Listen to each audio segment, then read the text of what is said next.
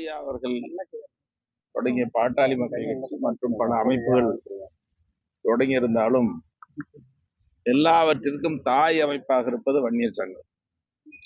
வன்னியர் சங்கம் ஏதோ எடுத்தான்னு தொடங்கினதாக அல்ல.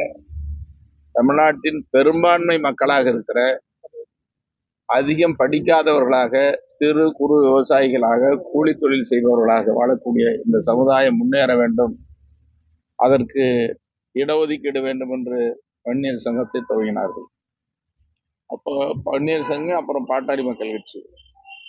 இந்த இயக்கங்கிறது ஏதோ சாதாரணமா ஐயா மருத்துவரையா துவங்கின ஒரு கொள்கையை, லட்சியத்தை முன் வச்சு தொடங்கினாரு. இது பார்த்தீங்கன்னா ஒரு தியாகம் செய்த அமைப்பு, உயிர் தியாகம், சிறை கொடுமைகள், இப்படி சொல்ல போனா ஏராளமான சந்திச்சதெல்லாம் அந்த போராட்ட காலங்கள்ல. நீங்க 1980 வன்னியர் சங்கம் தொடங்கி ஒரு 87 வரைக்கும் 7 ஆண்டு காலம் போராட்டம். அந்த போராட்டம் சாதாரண மாநாடுகள், பேரணிகள், ஒரு நாள் பட்டினி போராட்டம், ஒரு நாள் சாலை மறியல், ஒரு நாள் ரயில் மறியல், இப்படி எல்லாம் போராட்டம் பண்ணிட்டு தான் அரசு செவி சாய்க்கல. அப்படி வன்னியர் சங்கம் தொடங்கிய மருத்துவரையா அவர்கள் அன்னைக்கு வன்னியர் சங்க மாநாடுகள் கூட்டங்கள்லயும் சரி, பாட்டாளி மக்கள் கட்சியினுடைய மாநாடுகள் கூட்டங்கள்லயும் சரி, அப்ப என்ன பண்ணாருன்னா, நானும் கூட தான் இருப்பேன், எல்லா சமுதாய தலைவர்களையும் மேடையில் அழைச்சி பேசுவார். இன்னைக்கு இஸ்லாமியர்னா அப்துல் சமது வருவார், பட்டியலின சமுதாய குடியரசு கட்சி பல்வேறு அமைப்பு பட்டியலின சமுதாய தலைவர்கள்லாம் வருவாங்க. பிற்படுத்தப்பட்ட பட்டியலின மிக பிற்படுத்த எல்லா சமுதாய தலைவர்களும் மேடையில் அழைச்சு பேசுவார். அப்படி ஒரு சமுதாயம் அடித்தட்டில் இருக்கு, இன்னைக்கு வரைக்கும் முன்னேறலன்னா இதை கேட்காம யாரு கேட்கறது? பாருங்க, இப்போ 10ஆம் வகுப்பு 12ஆம் வகுப்பு தேர்ச்சி விகிதம் வந்துச்சு இன்னைக்கு வரைக்கும். இதுல கடைசியில இருக்கிற மாவட்டங்கள் இது. அப்புறம் ஒட்டுமொத்தம் குடிசை வீடுகள் எண்ணிக்கை பாருங்க. இப்ப இதெல்லாம் அடையாளம், இந்த சமுதாயத்தினுடைய அடையாளம்.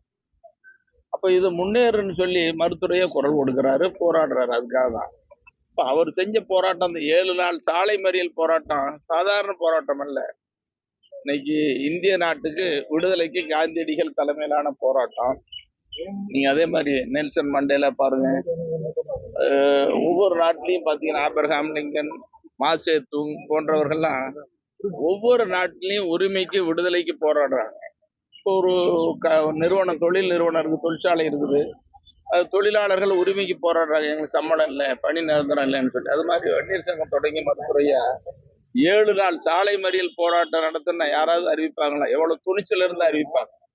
துணிச்சலோட அறிவிச்சாரு, அதை நடத்தி காட்டினாரு. 7 நாள் சாலை மறியல் போராட்டம் வெற்றிகரமா நடந்தது. அதுல தமிழ்நாடு ஸ்தம்பிச்சது, இந்திய நாடு திரும்பி பார்த்தது. உலகத்துல உயர்ந்த நாடு அமெரிக்காவில் நியூயார்க் டைம்ஸ்ன்னு சொல்லி அரைப்பக்கம் செய்தியை வெளியிட்டது. அப்படி அதை நடத்தி காட்டினாரு. அப்பவும் உரிமை கிடைக்கல. அப்புறம் இதெல்லாம் நினைச்சு நடக்க இன்னைக்கு நடக்குமான்னா நடக்காது. தேர்தல் புறக்கணிப்புன்னு ஒண்ணு அறிவிச்சாரு. தேர்தல் புறக்கணிப்புன்னு நாட்டுல யாராவது செய்ய முடியுமா? அது துணிச்சலா அறிவிச்சாரு. ஏராளமான பல ஆயிரக்கணக்கான வாக்குச்சாவடிகள் ஒரு வாக்கு கூட பதிவாகாம காலிப்பெட்டி எடுத்து போனாங்க. இப்படி வன்னியர் சங்கம் துவங்கி இந்த உரிமைக்கு போராடி தான் மிக பிற்படுத்தப்பட்டவர்களுக்கு 107 சமுதாயம், 107 108 நீ 115 ஆயிடுச்சு. இவர்களுக்கு இடஒதுக்கீடு.